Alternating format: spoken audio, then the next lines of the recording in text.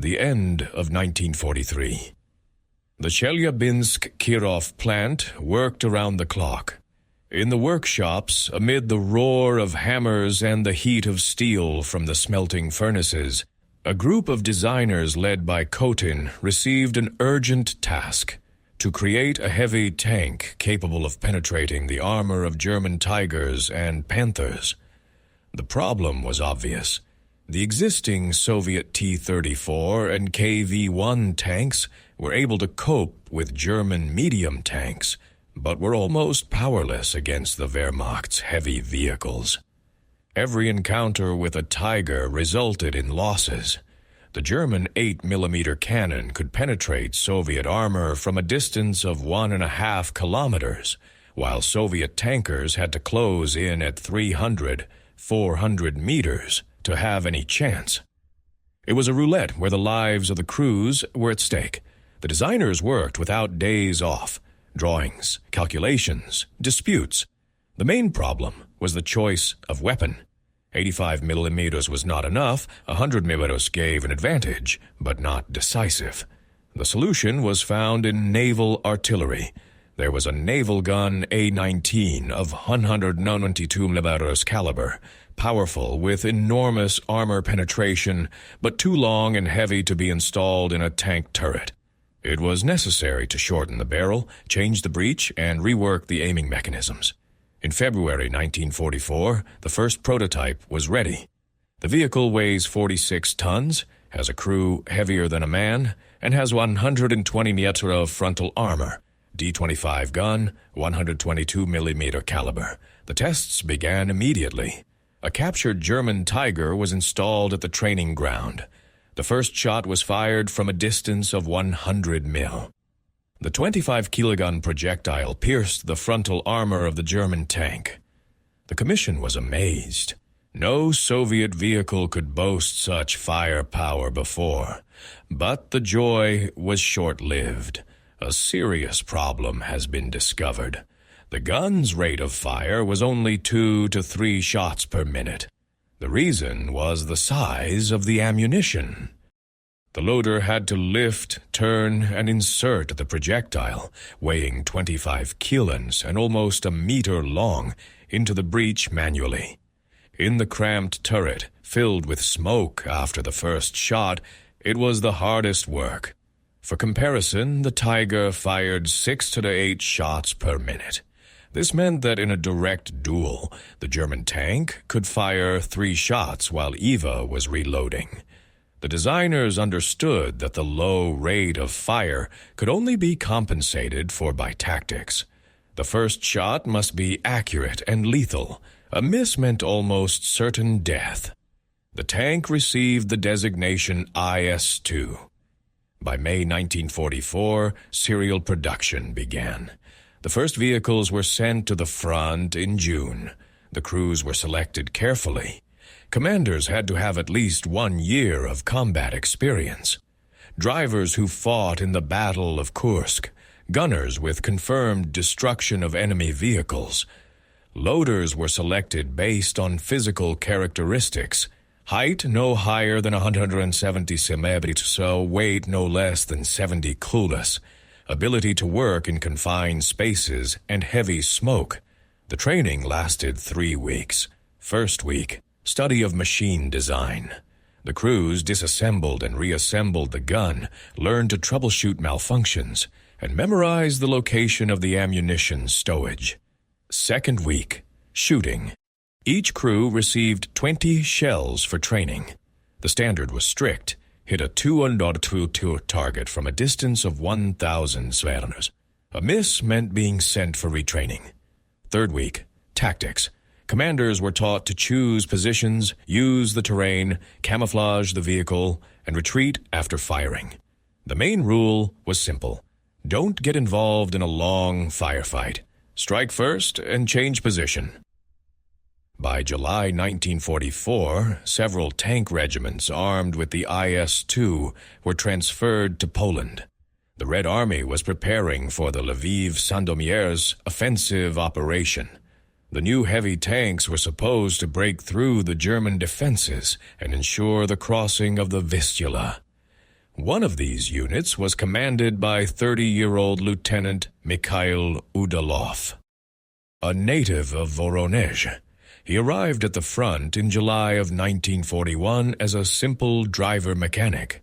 He went through the defense of Moscow, the Battle of Stalingrad, and the Kursk Bulge.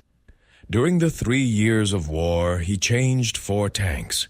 He burned twice, fell through the ice once while crossing the Dnieper, and had 3 wounds, none of which forced him to leave his unit for longer than a month.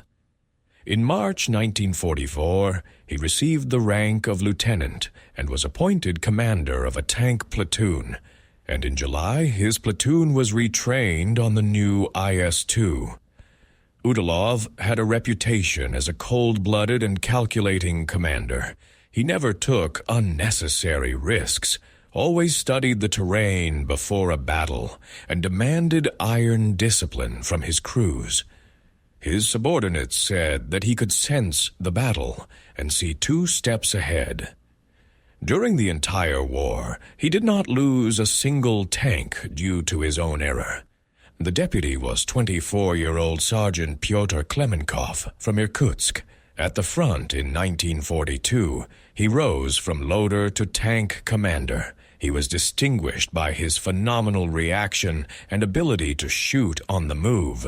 His service record included 7 confirmed destroyed German tanks and 12 guns. Silent and focused, he was the complete opposite of the emotionally driven man, and that was why they complemented each other perfectly. Ulov's platoon consisted of 21 IS-2 tanks. The crews were selected from veterans. Average age is 25 years. Average combat experience is 2 years. These people knew war not from textbooks. They understood what it meant to shoot first. They knew how to wait. They did not panic under fire. On August 9, 1944, a meeting was held at the division headquarters. Intelligence reported the movement of a large German tank column in the direction of the Vistula. According to intelligence, the column included new heavy tanks of an unknown type.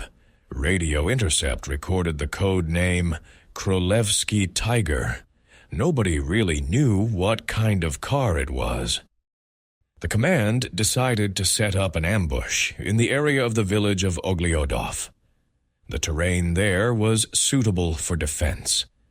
Forest on the east side, open field in front of the village, the only road along which the enemy had to pass.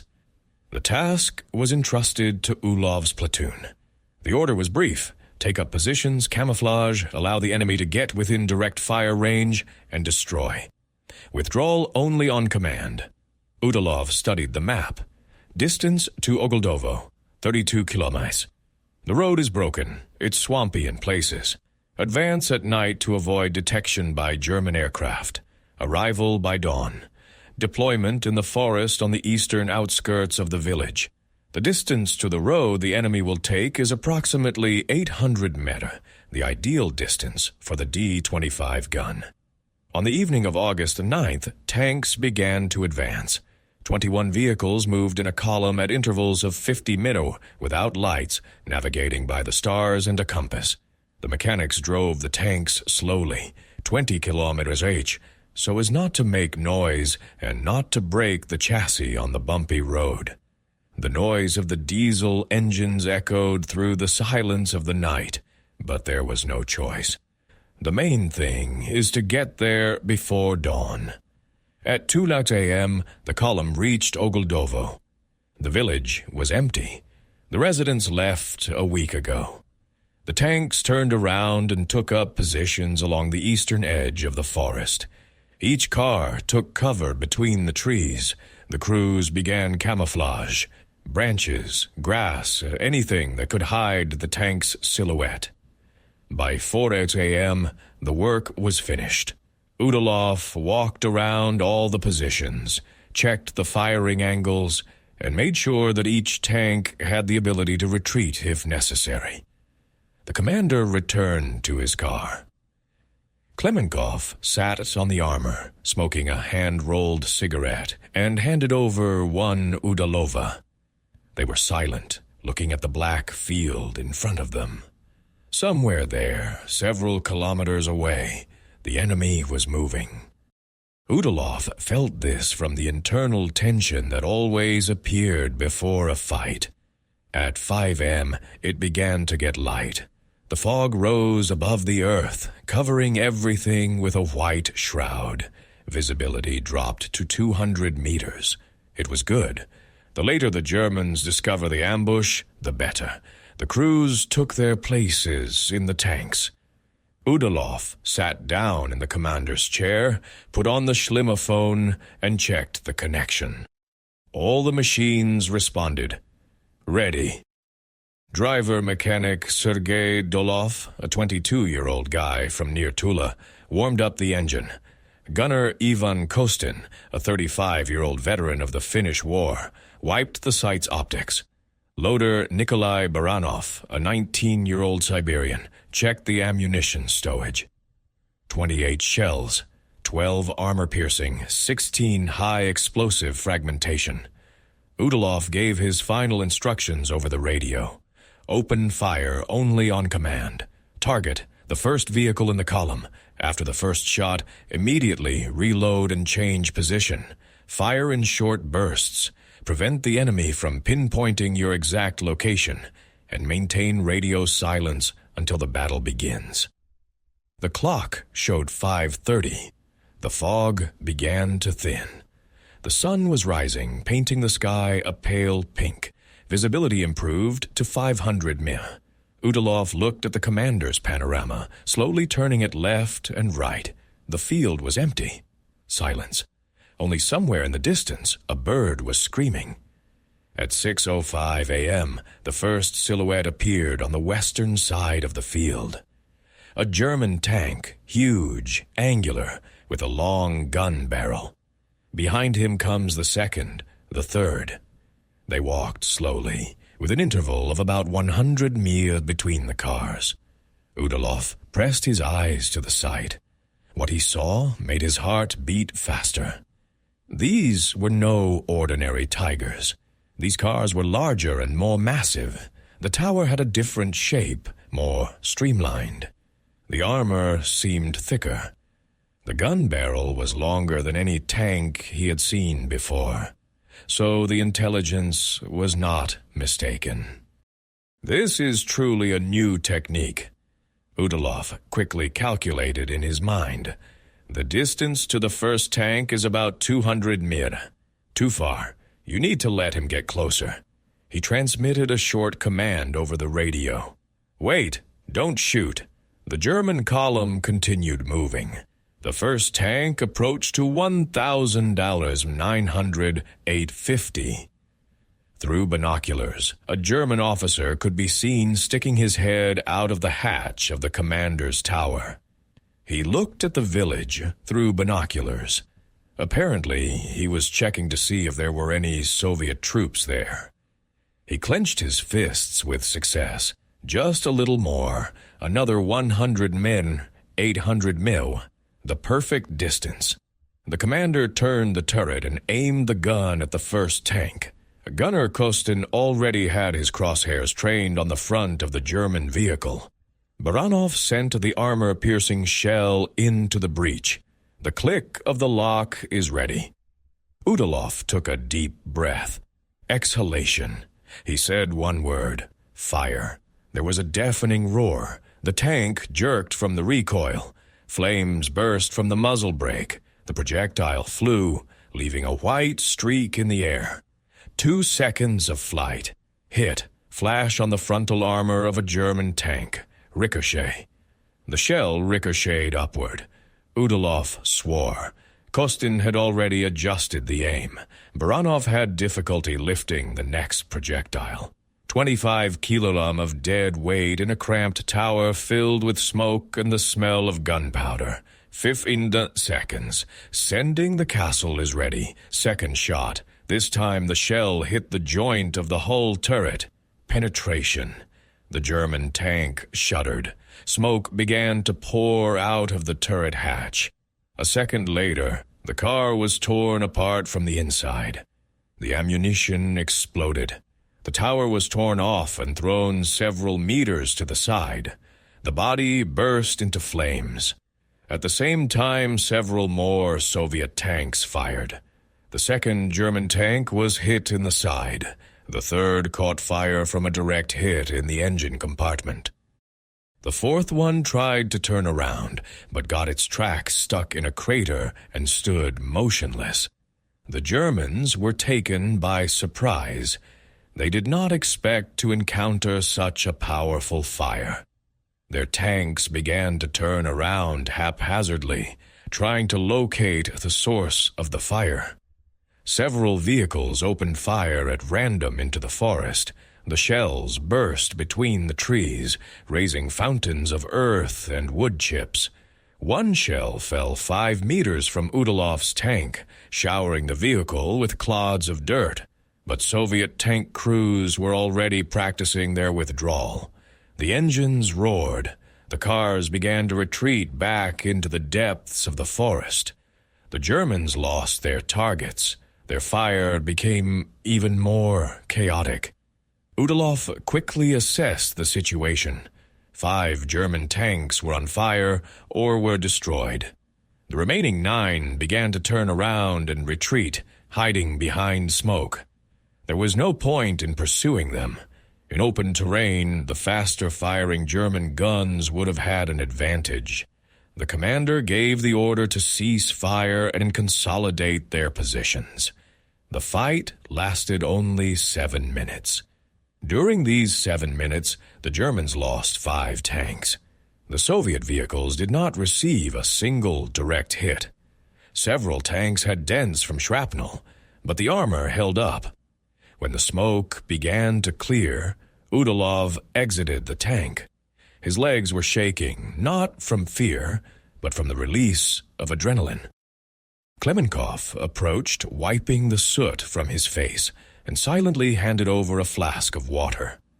Udalov took a few sips, returned the flask, and looked at the field. There, at a distance of 800 mir, German vehicles were burning. Black smoke rose in columns into the sky. He took out his binoculars and began to examine the destroyed tanks. What he saw made him wary. The armor of these vehicles was indeed thicker than that of regular Tigers. Much thicker.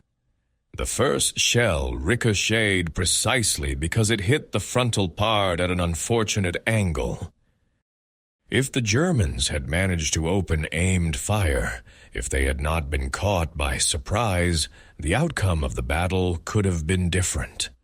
Udalov understood that they were simply lucky. The tactic worked. Surprise, a well-chosen position, the first shot. All this gave an advantage. But now the Germans know that they are expected here. The next fight will be more difficult. The commander returned to the tank, took out a map, and studied the area. If the Germans decide to repeat the attack, they will try to outflank the position.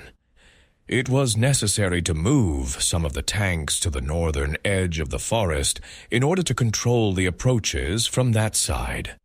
He gave the appropriate orders. 5 vehicles under the command of Klemenkov were redeployed a kilometer to the north. The rest remained in their previous positions, but changed their exact locations so that German artillery could not conduct targeted fire at the coordinates they had already identified. By midday, the field in front of Ogoldovo was empty.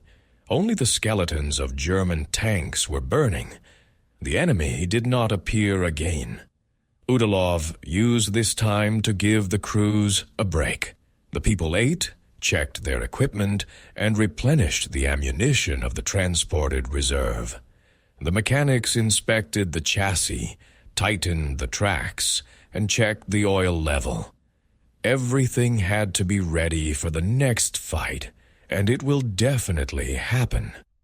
At 1 o'clock in the afternoon, a liaison officer from the division headquarters arrived. Brought orders to hold positions at any cost. The German command throws in reserves to repel the Ogols and stop the Soviet offensive. A repeat attack is expected within 24 hours. There will be no reinforcements. All forces were thrown into forcing the Vistula to the south. Udalov listened to the order in silence. So they are alone. 21 tanks against an unknown number of German vehicles. Fine. They coped with it in the morning. They will cope with it in the evening. He gathered the crew commanders and explained the situation. People's faces were serious, but not frightened. These tankers have been through too much to panic. They knew the only way to survive was to fight until the last shell. Meanwhile, a tense atmosphere reigned at the German headquarters, located 20 kilometers to the west. The commander of the tank battalion, Obersturmbannführer Kurt Schmidt, studied the report from the front. The loss of 5 King Tigers in a matter of minutes was catastrophic. These machines cost a lot of money and effort. Each one represented hundreds of tons of scarce metal, thousands of hours of work. And most importantly, they were supposed to become a symbol of German superiority. Now 5 of them were burning in a Polish field, hit by an unknown Soviet weapon. Schmidt summoned the surviving tank commanders. They reported the fire was coming from the forest, at a distance of about 800 medal. The caliber of the gun was clearly more than 85 mm, perhaps 100 or even more. The penetration of the frontal armor indicated an extremely powerful projectile. One of the commanders claimed to have seen the silhouettes of heavy tanks between the trees through binoculars, but was unable to accurately identify the type. Schmidt decided to repeat the attack in the evening, but this time with artillery preparation. First, cover the forest with howitzer fire, then send tanks around it from the north and south simultaneously. Soviet tanks will find themselves in pincers and will be forced to either retreat or accept battle on unfavorable terms. The plan was sound. Schmidt had 9 serviceable King Tigers left, plus 6 regular Tigers transferred from a neighboring area. 15 heavy tanks against an estimated 20 Soviet vehicles of an unknown type. The ratio was almost equal, but the German tanks had an advantage in rate of fire and optics accuracy. Schmidt was confident of success. At 15 nalais, the artillery preparation began. 6 105mm howitzers opened fire on the forest near Ogoldovo. The shells burst between the trees, raising fountains of earth. The shelling continued for 20 minutes. During this time, about 150 shells were fired. The forest turned into a mess of fallen tree trunks, craters, and smoke. Udalov watched the shelling from cover. He had foreseen this development of events in advance and withdrew most of the tanks deep into the forest, leaving only 4 vehicles in the forward positions for observation. The artillery fire was unpleasant, but not fatal. Several shells exploded near the tanks, showering them with shrapnel, but did not cause serious damage. One tank received a hole in its track. The crew quickly replaced the damaged link. By 15:30, the shelling had stopped. There was silence. Udalov understood that the tanks would come now. He gave the command to all vehicles to take up combat positions. The crews, who were resting in shelters, rushed to their tanks. The engines roared. The towers turned towards the expected enemy appearance. At 15:45, the first German tanks appeared on the northern edge of the field. 6 vehicles were moving in a deployed formation at intervals of 200 meters. These were ordinary Tigers. The Royal Tigers followed a little further behind them. At the same time, a second group of 9 more tanks appeared from the south. Schmidt carried out his plan. The pincers were squeezing. Udalov quickly assessed the situation. If we accept the battle now, the Soviet tanks will find themselves under crossfire from two directions. It was necessary to break up one group before the second one arrived. He decided to strike the northern group with all his forces, destroy it as quickly as possible, and then turn against the southern one. The risk was great, but there was no other way out. The commander transmitted the order. 16 tanks concentrated fire on the northern group. 5 vehicles under the command of Klemenkov remained to cover the southern flank in order to delay the second German group. The battle began in 1550. 16 to 122 mm guns opened fire almost simultaneously. The roar was deafening. The earth shook. The first 3 German tanks caught fire immediately. The 4th one was hit in the track and stopped. The 5th tried to turn around, but was hit by a shot in the side. The 6th one managed to fire 2 shots. Both of them missed, and then also caught fire. The northern group was destroyed in 4 minutes, but the southern group was already approaching. Distance 700 meters German tanks opened fire, and their shells began to find targets. One Soviet tank received a direct hit to the turret. Explosion of ammunition. The car turned into a flaming torch. The crew died instantly. The second tank was hit in the front by a shot. The armor couldn't withstand it. The mechanic, driver, and gunner were killed. The commander and loader managed to jump out, both wounded. The third tank lost a track from a nearby explosion and became stuck in place. The crew continued to fire from the stationary vehicle. Udalov deployed the remaining 14 tanks and accepted the battle. The distance was reduced to 500 meters. At such a distance, every miss could cost a life. The Soviet tank crews fired methodically, without haste. Every shot hits. The first King Tiger exploded when it hit its ammunition rack. The second one caught fire. The third one stopped with a punctured chassis. The crew abandoned the vehicle and ran to their positions.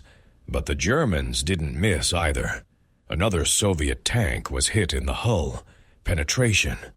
A fire started inside. Driver-mechanic Dolov, the same guy from near Tula, managed to get 3 crew members out through the emergency hatch, but he himself was unable to get out, choked in smoke. Another tank lost its turret from a direct hit by a large-caliber shell. All 4 crew members died.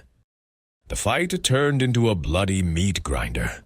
2 tanks stood opposite each other at a distance of 300 meters and fought a duel. The one who recharges first will survive. The Soviet loader worked at the limit of his strength. 25 kilos, lifting, turning, sending in 15 seconds. The German loader was faster, 12 seconds. The German tank fired first. Miss. The shell passed half a meter from the Soviet tower. The Soviet gunner did not flinch and calmly aimed the crosshairs. Shot, hit in the forehead. The German tank burst into flames. By 1620, the fighting began to subside. Of the 9 German tanks in the southern group, only 2 survived. They began to retreat, covering themselves with smoke grenades. Udalov did not pursue. He had 11 serviceable tanks left. 6 vehicles were hit or burned. 24 people were killed and 8 were injured. The losses were heavy, but the mission was accomplished. The German offensive has been stopped.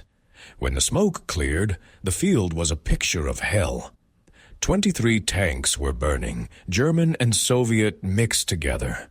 The air was so hot that it was difficult to breathe. The smell of burnt metal, rubber, and flesh mixed into one nauseating mess. Udalov got out of the tank and looked around. His men sat on the armor, silently smoking, looking into the void. Their faces were black from soot, their eyes red from smoke. No one said, "What can you say?" Comrades have died. The enemy has retreated. The war continues. Klemenkov approached the commander. There was a blood stain on his tunic. A piece of shrapnel grazed his shoulder, but the sergeant didn't even notice in the heat of battle. Just now I felt the pain. Udalov silently took out a personal bag and bandaged the wound. They stood side by side, looking at the burning tanks. In the evening, they began to bury the dead. They dug a common grave at the edge of the forest, 24 people. Someone found a board and wrote names with charcoal. Not everyone had documents. Some were identified by scraps of letters or personal belongings. 3 of them could never be identified. The bodies were too badly burned. They were listed as unknown. They buried him without speeches. Udalov simply took off his cap, stood for a minute in silence, and put it back on. The others did the same.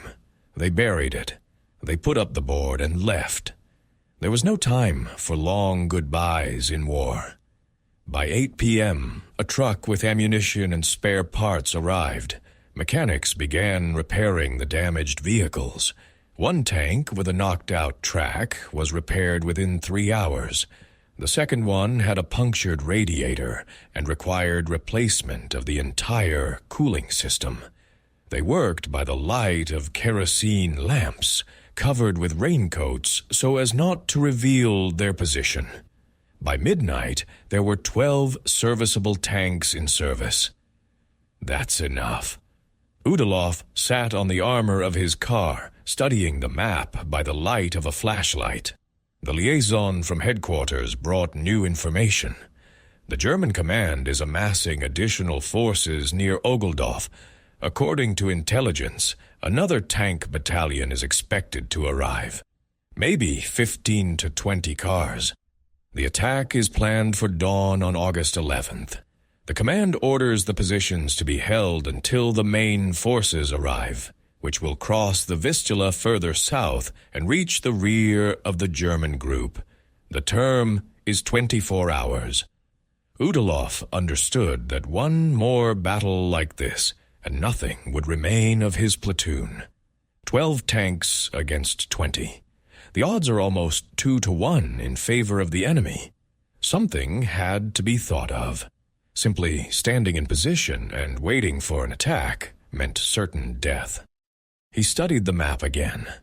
To the north of Gledovo, approximately 3 kilometers away, there was an old forest road. If the Germans follow it, trying to bypass the Soviet positions, an ambush could be set up. A narrow road, forest on both sides, the ability to shoot from close range. The risk is high, but there is a chance. Udalov called Klemenkov and explained the plan. The sergeant listened in silence and nodded. When the commander finished, Klemenkov said briefly, "It will do. There is no other way out anyway." They woke up the crews and explained the task. People listened attentively without asking unnecessary questions. At 2:00 a.m., 8 tanks under the command of Udalov moved toward the forest road. 4 vehicles remained in their old positions under the command of Junior Lieutenant Zaitsev to create the appearance of the entire platoon's presence and distract the enemy's attention. The road to the ambush site took an hour and a half. The tanks moved slowly, without compass light. The forest was dense. Branches scratched the armor, and the tracks sank into the soft soil. We had to stop twice to pull out the stuck car. By 4 a.m., we reached a forest road. Udalov chose a place for an ambush. The road made a turn of almost 90 degrees. On the right, there is a cliff about 3 meters high. On the left, there is dense bushes. Ideal place. The tanks will not be able to turn around and will be forced to move in a column. The shooting distance is no more than 300 meters. The cars were parked on both sides of the road in a checkerboard pattern. 4 tanks on the left, 4 on the right, camouflaged with branches and grass. By 5 a.m., everything was ready. The wait began. The dawn on August 11th was cloudy. Low clouds, drizzling rain. Visibility is about 500 meters. The tankers sat in their vehicles and listened. Silence. Only the sound of rain on the armor. At 6:30 a.m., artillery preparation began at the old positions near Ogledovo. The Germans again covered the forest with fire. Zaitsev reported over the radio. "The shelling is intense, but we are holding our positions." Udalov understood that this was a diversionary tactic. The Germans will send their main forces in a flanking direction. His calculation turned out to be correct. At 7:05, the roar of engines was heard in the distance. The sound was getting closer. Udalov gave the command. "Everyone be quiet. Don't stick your head out. Wait." The first German tank appeared from around the bend at 7:15. The Royal Tiger followed by the second, the third. They walked slowly, carefully. The commanders leaned out of their towers, surveyed the forest, sensed danger, but did not know where exactly. Udalov waited. It was necessary to let as many tanks as possible into the trap. The first tank passed by his position. Second, third, fourth, fifth. The sixth one began to enter the turn. Now Udalov has given the command. Fire. 8 guns fired simultaneously. At such a close range it was impossible to miss. The first German tank was hit in the rear. Engine compartment explosion. The car caught fire instantly, blocking the road for others. The second tank was hit by a shot in the side. Penetration through and through. The tower is jammed. The crew began evacuation. The third tried to turn around, but got stuck between the burning first tank and the cliff. Received 3 hits in a row. The fourth one reversed, trying to get out of the firing zone, but crashed into the fifth tank. Both are stuck. They opened fire on them from both sides. The sixth tank managed to turn its turret and fire. The shell hit a Soviet tank standing to the left of the road and penetrated the side armor. A fire started inside. The crew began evacuation, but the tank commander, Lieutenant Morozov, did not make it in time. Stuck in the hatch when the ammunition exploded. The 7th German tank, which was at the tail of the column, managed to turn around and began to retreat. They shot at him, but he disappeared around the corner. The remaining 6 were on fire or hit. The entire ambush took 3 minutes. Udalov gave the order to immediately leave the position. The surviving German tank will call for reinforcements, possibly artillery. It was time to leave. The 7 remaining Soviet tanks turned around and began to retreat into the depths of the forest. They left behind 7 burning German vehicles and 1 destroyed Soviet one. Lieutenant Morozov's body remained in the burnt-out tank. By 8 a.m., the platoon returned to its main positions near Ogledovo. Zaitsev reported, "The German artillery ceased shelling 20 minutes ago. There was no infantry attack. Apparently, they were waiting for the results of the flanking maneuver. Now they know that the maneuver failed." Udalov gathered the commanders and held a quick meeting. They had 11 serviceable tanks left. They had enough ammunition for another full-fledged battle and enough fuel for 100 kilometers of march. Losses over 2 days amounted to 10 vehicles and 37 men killed. The Germans lost at least 20 tanks. Of these, 13 King Tigers. The loss ratio was in favor of the Soviet troops, but their forces were melting away. At 9 a.m., a message came over the radio from headquarters. The main forces crossed the Vistula and are advancing in the direction of Stasov. The German defense has been broken through. The enemy is beginning to retreat. There is no longer a need to hold the Ogluts. Order, retreat to the eastern bank of the Vistula, replenish ammunition and equipment to get the men in order. It was a victory. Udalov gave the order to the crews to prepare to withdraw. The tankers silently began to pack up camp. No one rejoiced. Too many were left here, in these fields. This victory had cost too much. At 10 nor, the column moved east. 11 tanks, smeared with mud and soot, with their armor punctured and faded red stars. They moved slowly, conserving fuel. The men sat on the armor, smoking and keeping silent. Behind them lay a field strewn with burnt-out tanks, German and Soviet. Black smoke rose above them, visible for tens of kilometers. It was a monument to those who did not return. By the evening of August 11th, the platoon reached the crossing over the Vistula. They were met on the bank. Some brought hot food, others cigarettes. Medics began examining the wounded.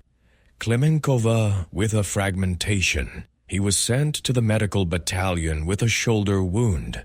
He resisted, saying it was nothing serious, but the doctors insisted he needed surgery. The shrapnel was deep.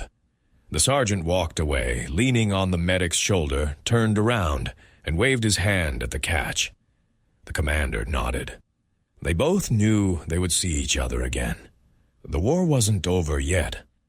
On August 17th, the intelligence reported a concentration of German equipment in the area of a small town 30 kilometers from the Vistula.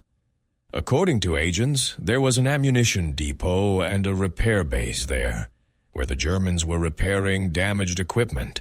Destroying this facility could seriously weaken the enemy's defenses. Udalov's platoon was assigned the task. The plan was simple. A night march reaching the town at dawn, a surprise attack, destruction of the depots, and a quick retreat before German reserves arrived. The risk was great, but manageable. At 22 Ularas, 14 I-2 tanks set out on a raid. They went without light, navigating with a compass and maps. The road was bumpy, swampy in places. Several detours were necessary, wasting time. By morning, they were approaching the town. Udalov stopped the column 3 kilometers from the target in a small forest. He left 2 tanks as cover. The remaining 12 vehicles moved on. They approached slowly, with their engines off, coasting down a slight slope. The last 500 meters were passed in complete silence. The Germans weren't expecting an attack. Security at the warehouses was minimal. A few sentries manned a machine gun emplacement at the entrance. That's all. They didn't even have time to raise the alarm. At 5 a.m., 12 tanks burst into the warehouse. The first shots blew out the gates and the guard tower. Then the methodical work began. The tanks shelled the warehouses with high explosive fragmentation shells. Explosions followed one after another. Ammunition boxes detonated, fuel burned, warehouses exploded with artillery shells. Within 15 minutes, the base was an inferno. Columns of black smoke rose hundreds of meters. Flames were visible for tens of kilometers. Udalov didn't linger. He gave the order to retreat. The tanks turned around and left the depot at full speed. The Germans only began to recover when the Soviet vehicles were already leaving. Several anti-tank guns opened fire, but all the shells missed. By 6 a.m., the platoon had returned to its positions. There were no casualties. The mission was accomplished. The results of the raid exceeded expectations. The Germans lost several hundred tons of ammunition, dozens of barrels of fuel, and spare parts for tanks and other vehicles. But most importantly, the repair base where damaged vehicles were repaired was destroyed. This meant that the Germans would no longer be able to quickly return damaged vehicles to service. Every destroyed tank would now have to be sent to Germany, which took weeks. For this raid, Ulov was presented with a red banner medal, but the commander refused. He was the only one to receive the award. He insisted that the entire platoon be awarded. In the end, he received the order. Klemenkov received a medal for bravery. The other crew commanders received commendations. The mechanics, gunners, and loaders received increased rations and 3 days of rest. For the tankers, this was the best reward. On August 20th, the platoon was withdrawn to the reserve for replenishment and repairs. After 2 weeks of fighting, the tanks had worn out. The tracks had stretched, the engines required maintenance, the guns needed cleaning. For 3 days, the tankers worked on the equipment, changed the oil, tightened the tracks, cleaned the barrels, and checked the sights. The mechanics worked 16 hours a day. By August 23rd, all the vehicles were in good order. Reinforcements arrived. 6 new tanks out of 2 from the Chelyabinsk factories. The crews were young, fresh from the training school. Udalov took them under his control. Every day he held classes, teaching the basics of survival in battle. He explained it simply. Your gun kills in 1 shot. It's a shot, but it takes a long time to reload.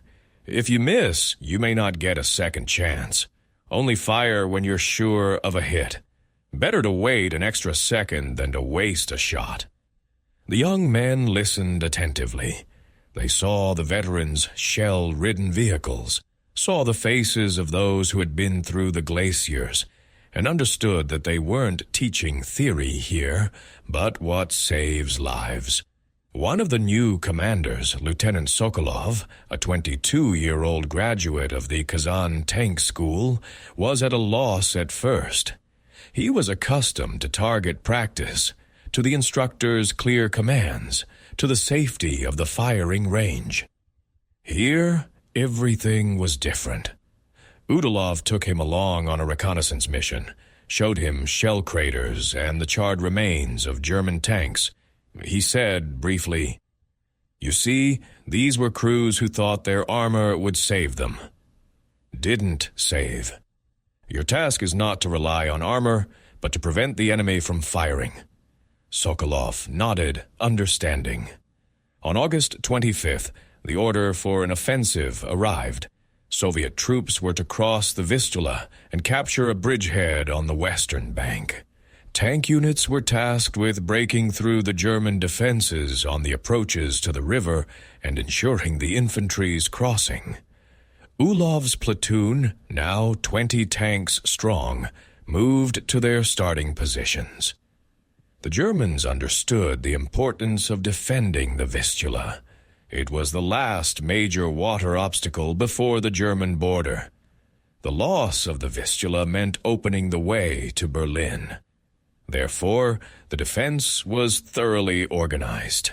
Minefields, anti-tank ditches, pillboxes, trenches, artillery positions.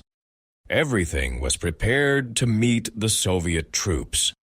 On the morning of August 26th, an artillery barrage began. Hundreds of guns rained fire on the German positions.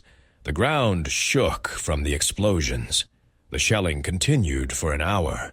Then the infantry went on the attack, with tank support. Udalov led his platoon in the second line. His task was not to participate in the initial attack, but to exploit the success after the defense was broken through.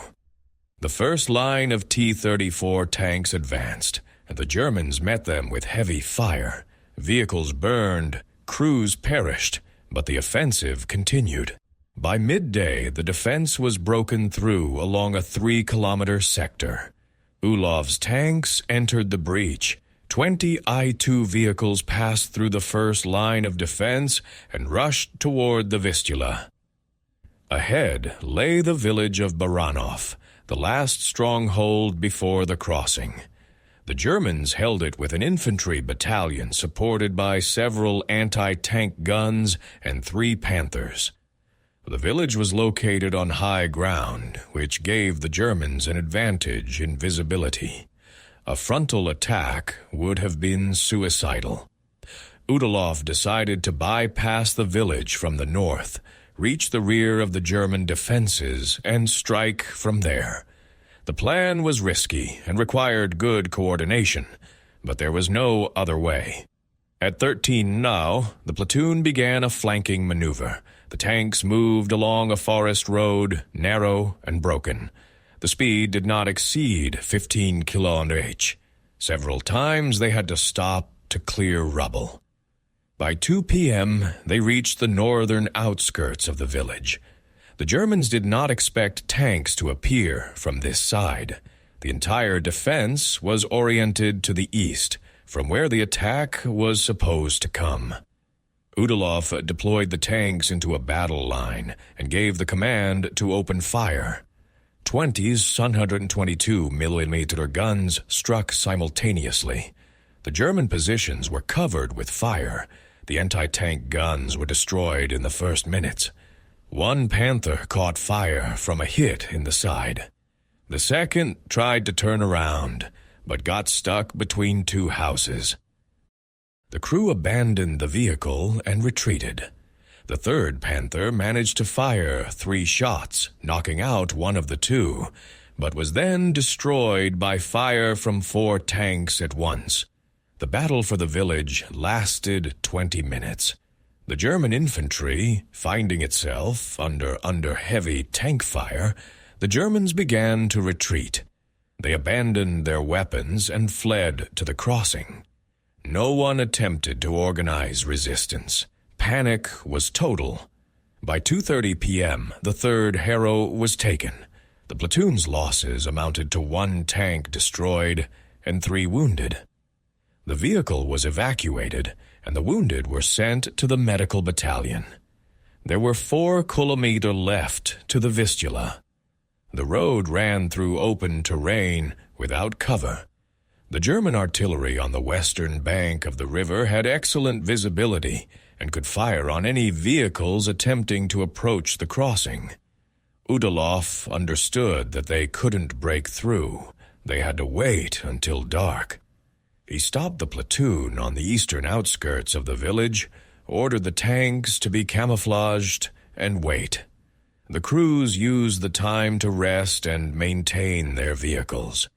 By evening, the infantry arrived. The rifle battalion commander, Major Krovtsov, came to Udalov to coordinate actions. The plan was as follows. During the night, sappers would build a pontoon crossing 2 kilometers north of the main road, where the river banks are flatter.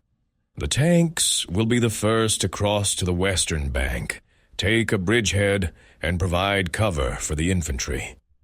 The main thing is to do everything quickly and quietly before the Germans realize what is happening. The crossing began at 10 p.m. The sappers worked in complete darkness without light. They assembled the pontoons from memory, by touch. By midnight, the crossing was ready. The tank was the first to go to the bottom. The pontoons sagged under the weight of 46 tons. Water splashed right at the sides. The mechanic drove the vehicle slowly, at minimum revs, so as not to make noise. The crossing took 10 minutes. When the tank crawled out onto the western bank, Udalov exhaled. It worked. Zahn followed him, followed by the others. By 2:30 a.m., all 19 tanks had crossed to the western bank. The Germans didn't notice anything. Their posts were 3 kilometers to the south at the main crossing. It was quiet here. Udalov lined up the tanks in a defensive line covering the crossing was established. Now the infantry could cross. By morning, 2 rifle battalions were already on the west bank, an artillery division and a tank platoon. The bridgehead was captured. At dawn, the Germans discovered Soviet troops on the west bank. A counterattack began. German infantry, about a battalion strong, approached from the south, supported by 8 tanks. These were T-4 medium tanks, obsolete but still dangerous. Udalov didn't wait for the enemy to deploy. He led 5 tanks to meet the German column. The rest remained to cover the crossing. The clash took place in an open field 2 kilometers from the Vistula. The distance between the opponents was reduced to $1,000 men. The Germans opened fire first. Their shells exploded around the Soviet tanks, but no hits were scored. The distance was too great for accurate firing on the move. Udalov ordered a halt. 5 tanks stopped and turned their turrets. A short command. Fire. 5 shots rang out almost simultaneously. 3 German tanks burst into flames immediately. The 4th stopped with a punctured chassis. The remaining 4 turned around and began to retreat. The German infantry, deprived of tank support, lay down and no longer attempted to advance. Udalov didn't pursue them.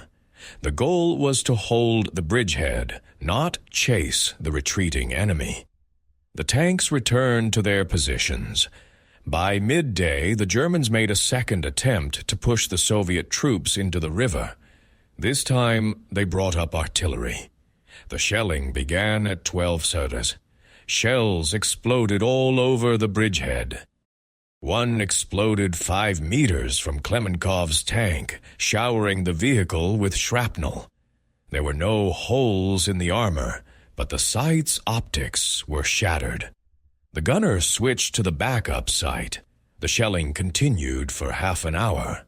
Then the infantry, reinforced by assault guns, went into the attack. There were 6, 3 in all. Low, well-armored. Dangerous machines at close range, but Udalov knew their weakness.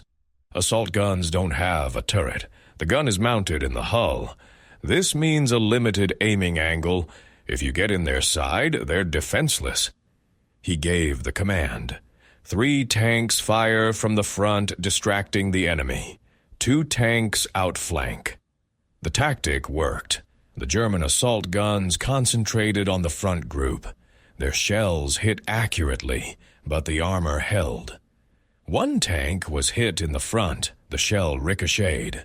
The second was hit in the turret, leaving a deep dent, but not penetrating.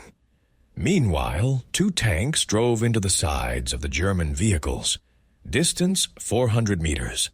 2 shots, 2 assault guns on fire. The remaining 4 tried to turn around, but it was too late. 2 more shots, 2 more guns knocked out. The last 2 turned around and left at top speed.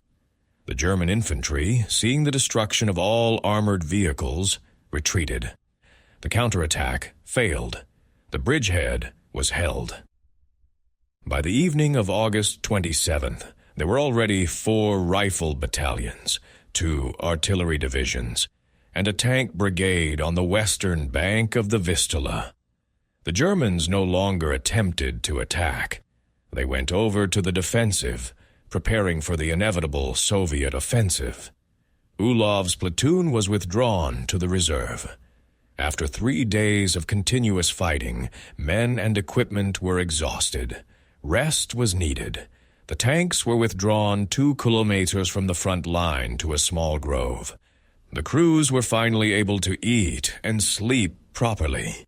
Some slept for 20 hours straight without waking up. The body took its toll after the inhuman exertion. Udalov did not sleep. He walked among the tanks, checked the equipment, talked with the mechanics. 1 vehicle needed a track replacement. A second had a malfunctioning engine. A third was leaking coolants. Need. There were spare parts, but they weren't available. The mechanics improvised, making do-it-yourself repairs, using parts from disabled German tanks. The tracks were taken from an abandoned Panther and repurposed to fit their own rollers. The engine was repaired, replacing the failed fuel pump with a similar one from a captured tractor. The leak in the cooling system was welded with an oxyacetylene torch right on the spot. By August 30th, all tanks were operational. The order for a new offensive arrived. Soviet troops were to expand the bridgehead and capture the town of Sandomir, a major railway junction. The loss of the town would deprive the Germans of the ability to quickly transfer reserves along the Vistula. The offensive began at dawn on August 31st. A powerful artillery barrage followed. Then tanks and infantry rushed into the breach. Ulov's platoon was in the second echelon. Its task was to consolidate the captured positions and repel counterattacks.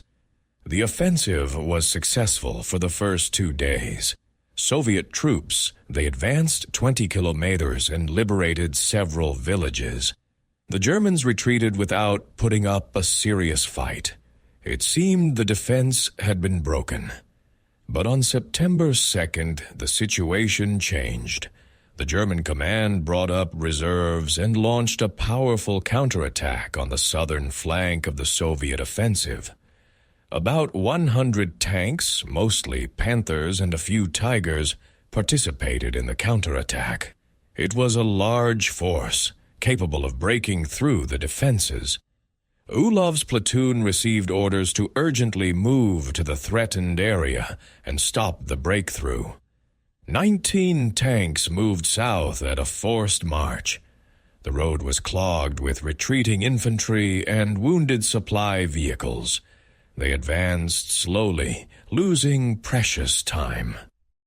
They reached the breakthrough site only in the evening. The situation was dire. German tanks had broken through the defenses on a 2-kilometer sector and were advancing towards the crossing. If they reached the Vistula, the bridgehead would be cut off. Thousands of Soviet soldiers would find themselves encircled. Udalov quickly assessed the situation. A direct attack on a column of 100 German tanks with 19 vehicles was suicide. A different tactic was needed. He studied the map. The German column was moving along a single road running through a narrow defile between 2 heights. If these heights were taken and attacked from both sides, a bottleneck could be created. The front tanks would be knocked out and block the road. The rear tanks would not be able to turn around. The commander divided the platoon into 2 groups. 10 tanks under his command occupied the western height. 9 tanks under Klemenkov occupied the eastern one. The distance between the heights was 300 meters. The road ran exactly in the middle, an ideal place for an ambush. By 8 p.m., the positions were occupied. The tanks were camouflaged with branches and grass. The crews took their places. There was not long to wait. The German column was supposed to arrive in half an hour, judging by the reports. Reconnaissance. At 20:25, the first tanks appeared. The Panthers were moving in a tight column at intervals of 30 to 40 meters. Udalov counted 37 vehicles in total. 3 tanks were lost along the way. Apparently, they were blown up by mines or hit by artillery. But even 37 tanks against 19 was a serious numerical advantage. The commander waited until the column was drawn into the defile. The first tanks had already passed the center. The rear ones were just entering. It was high time. A short command over the radio. Fire. 19 guns fired almost simultaneously. The roar was deafening. The echo resounded through the gorge. The first 5 German tanks immediately caught fire. The road was blocked by burning vehicles. The following tanks tried to stop, but the rear ones pressed on. The column turned into a mess of metal. The German commanders tried to organize a defense, but there was nowhere to shoot. The Soviet tanks were on the heights, in cover, and were almost invisible in the gathering twilight. The German guns fired at random. Shells exploded on the slopes, but there were no hits. A second salvo from the Soviet tanks covered the middle of the column. 6 more Panthers burst into flames. The crews began to abandon their vehicles. Some tried to flee, but machine gun fire from the Soviet infantry, which had moved up to the heights, stopped them. The rear German tanks tried to turn around and retreat. Several vehicles went off the road and got stuck in the mud. They were immediately shot at. The rest fled at top speed, abandoning the knocked out and stuck vehicles. By 9 p.m., the battle was over. 23 German tanks were burning on the road. 5 more were abandoned by their crews. 9 vehicles escaped. The German counterattack was stopped. The bridgehead was held. The platoon's losses at Dolov amounted to 1 tank, which took a direct hit to the side. 3 crew members were killed. The tank commander, he was seriously wounded. 2 more tanks were damaged, but remained operational. For this battle, Udalovo was awarded the Order of the Patriotic War, First Class. Klemenkov received the Order of the Red Star. The entire platoon received a commendation from the front commander. But the main reward was that thousands of Soviet soldiers on the bridgehead remained alive. The next 2 weeks passed relatively calmly. The Germans no longer attempted major counterattacks. They dug in and switched to a positional defense. Soviet troops consolidated their positions on the captured lines, brought up reserves, and prepared for the next offensive. Ulov's platoon was in reserve. For the first time in a month, the tankers received proper rest. Baths were organized, hot meals were provided 3 times a day, and even mail was delivered. Udalovo received a letter from home. His mother wrote that everything was calm in the village. The harvest had been good, and they were awaiting his return. He reread the letter several times, then carefully folded it and tucked it into the inside pocket of his tunic. These pieces of paper were his only connection with the peaceful life that now seemed so distant. Klemenkov received no letters. He had no relatives left. His entire family perished in 1942 when the Germans occupied their region. He learned of this only a year later when the territory was liberated. From then on, he fought with a kind of detached anger, silently and methodically destroying the enemy. Udalov understood what was going on in the sergeant's soul, but he didn't pry. Everyone bore their pain as best they could. On September 15th, rumors began to spread of an upcoming major offensive. New units were being pulled into reserve, ammunition and fuel were being delivered. Intelligence reported German fortifications west of Sandomir. The Germans still held the city, turning it into a powerful stronghold. Soviet troops were to take it. On September 18th, the order for the offensive arrived. The objective was to break through the German defenses and capture Sandomir by the end of the day. Ulov's platoon was to operate as part of a tank brigade, delivering the main blow. The offensive began at dawn on September 20th. Artillery pounded for 2 hours, non-stop. The ground was burning. Smoke obscured everything. When the shelling ceased, tanks and infantry went on the attack. The German defense was suppressed, but not broken. Dense fire opened up from the surviving pillboxes and trenches. Tanks burned, soldiers fell, but the offensive did not stop. By midday, the defense was broken. Tanks rushed toward the city. Ulov's platoon was in the front line. The outskirts of Sandomir appeared ahead. The Germans had turned every house into a fortress. Machine guns and Faust rounds fired from windows and basements. This was a dangerous weapon. A grenade could pierce tank armor from any distance. It was necessary to act carefully. Udalov stopped the platoon and sent the infantry to clear the houses. The tanks provided covering fire, shooting out windows and doors where Germans might be hiding. Soldiers with Faust cartridges. The advance was slow, house after house, street after street. By evening, the platoon reached the city center. There was the main square, surrounded by stone buildings. In one of them, the remnants of the German garrison, about 200 people, were holed up. They refused to surrender and kept up a heavy fire. Storming the building frontally was pointless. The losses would have been enormous. Udalov decided to destroy the building with tank fire.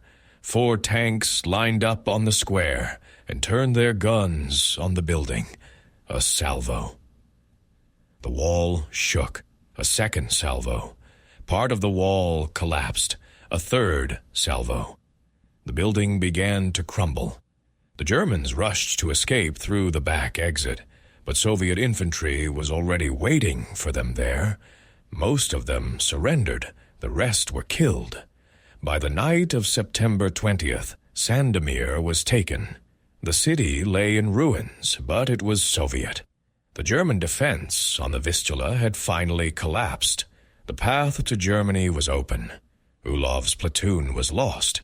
3 tanks were lost in street fighting.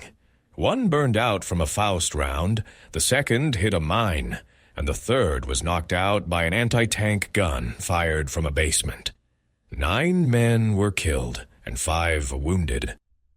Of the 20 tanks with which they began the offensive, only 16 were serviceable. The rest required repairs or were completely destroyed.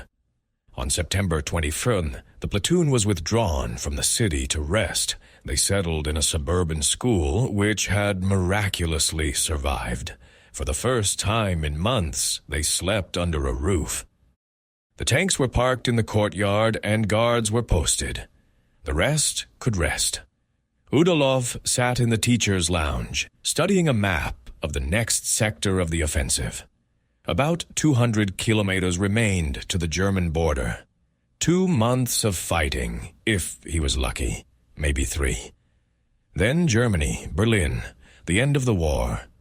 He allowed himself to dream for a moment of the day when he could take off his boots, put on civilian clothes, go home, see his mother, eat homemade borscht, and sleep in his own bed. But the dream quickly evaporated. War lay ahead, and it demanded all his thoughts, all his strength. Klemenkov entered the teacher's room, brought a pot of porridge and a mug of tea, placed them in front of the commander, sat down next to him, and began to eat. They were silent. It grew dark outside, and artillery boomed somewhere in the distance. The war did not stop for a minute. On September 23rd, reinforcements arrived. 4 new IS tanks and 8 personnel to replace those killed. Young faces, frightened eyes. Udalov gathered the newcomers and gave a short lecture on the rules of survival in battle. The main rule was to listen to the commander and not panic. Everything else would come with experience, if they lived to see it. One of the new tankers, 18-year-old Vasily Gromov from Smolensk, asked Robach, "How many German tanks have you destroyed?" Udalov thought about it. Honestly, he hadn't counted. Maybe 20, maybe 30. What difference did it make? Gromov fell silent, realizing what he had asked. A stupid question. They weren't counting destroyed tanks here. They were counting the days until the end of the war. On September 25th, the platoon received new orders. Advance in the direction of Kielce, a major industrial center, 150 kilometers from Sandomir. The Germans were concentrating reserves there for a counterattack. The Soviet troops' task was simple: not allow the enemy to organize a defense, attack on the march, and not allow them to dig in. The platoon moved out in the morning of the 2nd. 20 tanks were moving in a column along a bumpy road. The weather worsened, and it started raining. The road turned into a muddy mess. The speed dropped to 10 km/h. By evening, they had covered only 40 km. They stopped in a small forest for the night. On the morning of the 27th, they continued moving. Around noon, reconnaissance reported. Ahead on the road was a German column, about 30 trucks with infantry and several light tanks. They were moving towards them, unaware of the presence of Soviet troops. Udalov made a decision: attack on the move. The advantage of surprise could not be missed. The columns collided in a narrow spot on the road, squeezed between two forests. The Germans did not have time to turn around. The first 3 trucks were instantly shot up. The infantry jumped out of the vehicles and rushed into the forest. Light German tanks tried to fight, but were destroyed in a few minutes. A 122mm gun against 75mm armor was an unequal duel. The battle lasted 15 minutes. The German column was completely destroyed. The Soviet tanks suffered no losses. The platoon continued moving, leaving the burning trucks and tanks on the road. By the evening of the 2nd, they reached the Kielce area. The city was already surrounded by Soviet troops. The German garrison was trying to break through to the west. Ulov's platoon took up a position on the road leading out of the city. Their task was not to ache the enemy to leave. An attempt to break through began at night. The Germans walked in a column of about 500 people. No equipment, only infantry. They hoped to slip through unnoticed in the darkness, but the Soviet tank crews were on guard. When the column approached 300 mem, the searchlights turned on. The Germans found themselves on stage. Udalov did not give the order to shoot. He broadcast through a loudspeaker in German, "Lay down your arms. Resistance is futile." There was silence for a few seconds. Then, at the head of the column, someone threw down a rifle. Behind him comes the second, the third. A minute later, the entire column surrendered. 480 German soldiers and officers were taken prisoner without a single shot being fired. On October 1st, Kielce fell. The German defense in central Poland collapsed completely. Soviet troops advanced towards the borders of Germany. The end of the war was already near. Everyone felt it. Ulov's platoon continued its offensive. October, November, December. Every day there are new battles, new villages and cities, new kilometers of roads. The tanks wore out, and their tracks were replaced several times. The engines required major repairs. Some vehicles have already traveled more than 3,000 kilometers since the beginning of the war. It was a huge run for heavy equipment.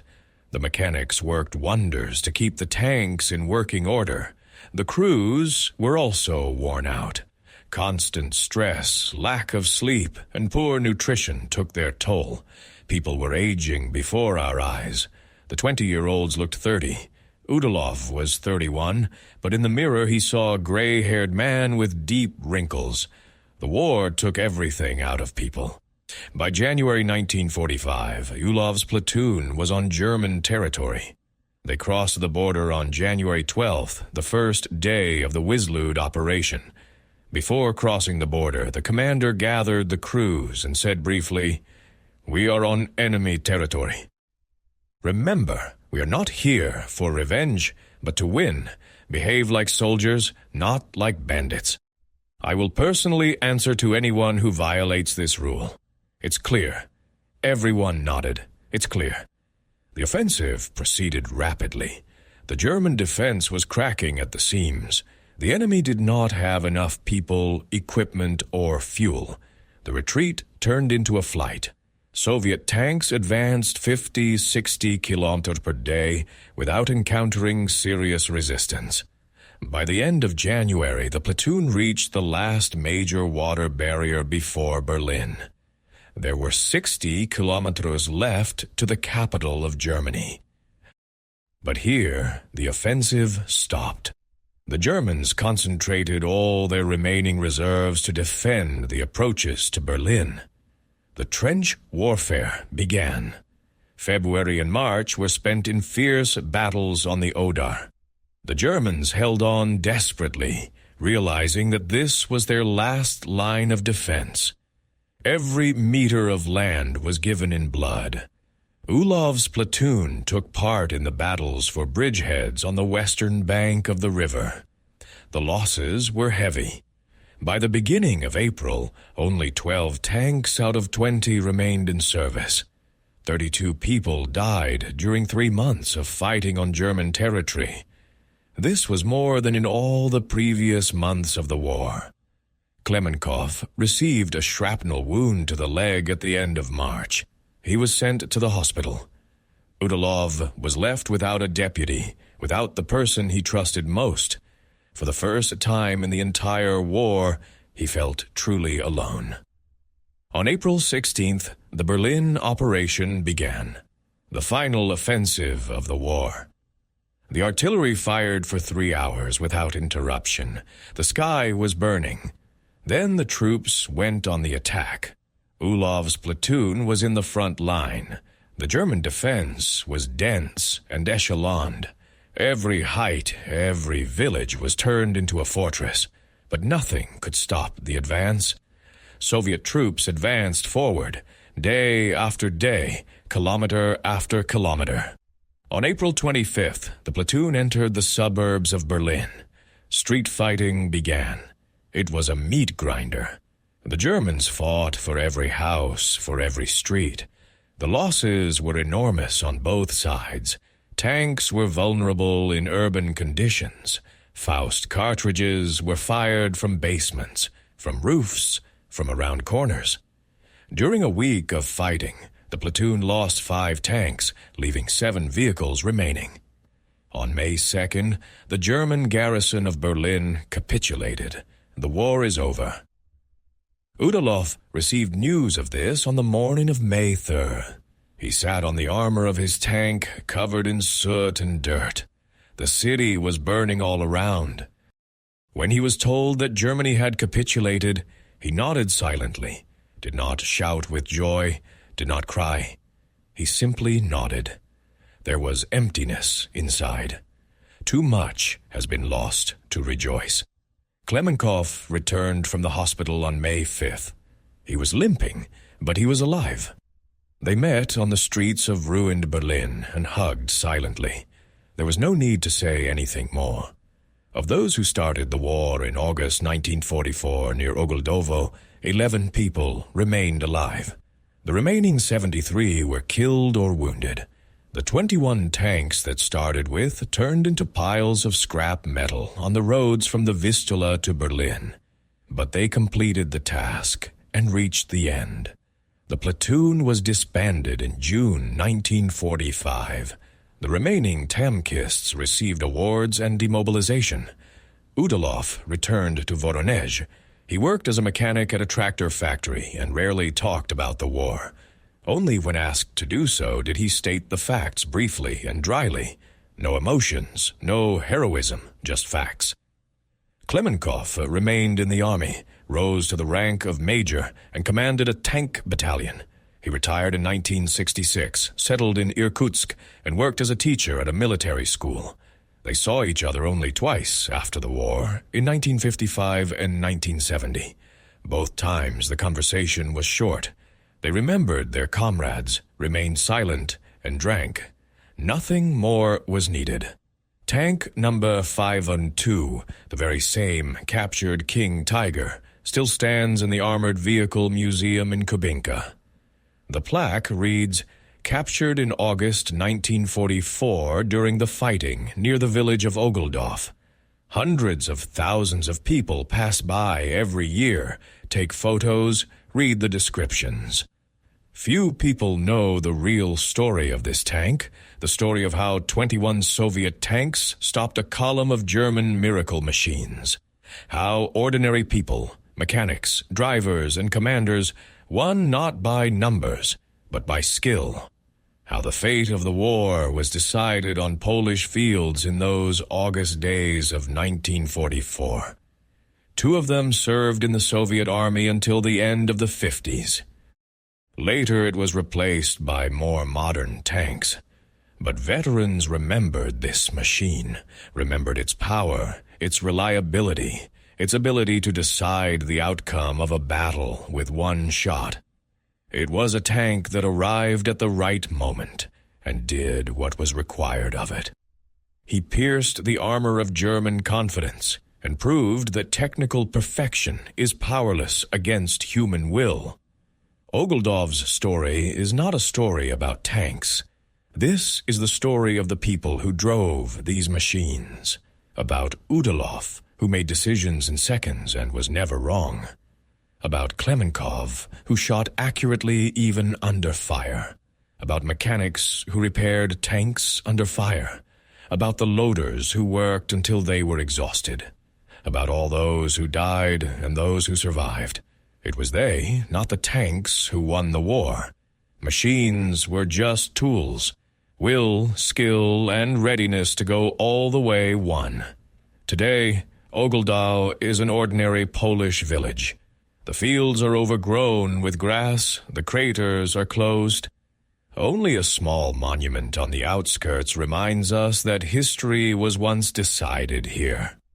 Local residents sometimes find shell fragments and armor pieces in the ground. The war is a thing of the past, but its traces remain forever.